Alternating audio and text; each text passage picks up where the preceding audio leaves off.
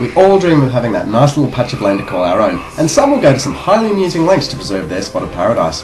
Thanks to the wonders of the international media, Dazza's War explores the reasons as to why we say, get off of my land.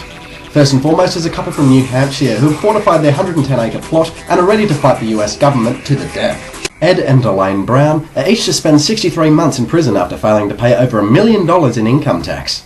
Now, naturally, someone who cheats on such a large tax bill will have a bit of cash flow behind them at some point, and indeed this was the case as their refusal to pay is more of ideology than poverty. They insist that there's no law that requires US citizens to pay income tax, suggesting that the taxation of one's labour is slavery.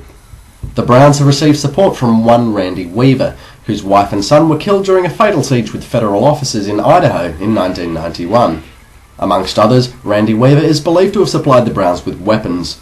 Authorities deny surrounding the property, nor any plans to assault the house, but have cut off electricity, telephones and cable in the hope that the Browns may be made sufficiently uncomfortable as to give up. The Browns insist that they have stockpiled enough supplies to wait out the government. Cutting off the cable might not be such a bad idea though. In fact, without it, the Browns might actually develop a few IQ points and give themselves up.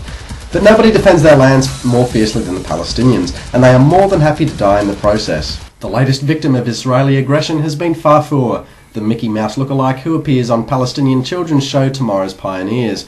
He's attracted bad publicity in the past for encouraging Palestinian children to launch jihad upon Israel on behalf of Islamic militant group Hamas. Israel has denounced the program as incendiary and outrageous, and has demanded that the program, which was funded in part by Israeli money, be pulled. But in line with such precedents set by TV shows like Neighbours or Blue Heelers, Farfour has now been axed with a non-screen death, not by car crash or cancer, but by an Israeli official beating him to death after Farfour refused to sell Israel his land. The cute little headscarf presenter Sarah told viewers Farfour was martyred whilst defending his land and that he was killed by the killers of his children. But it's not all paradise for this big-haired jihadist. Dazza's War has been informed that the man-sized Farfour is having trouble enjoying his 72 heavenly mouse virgins.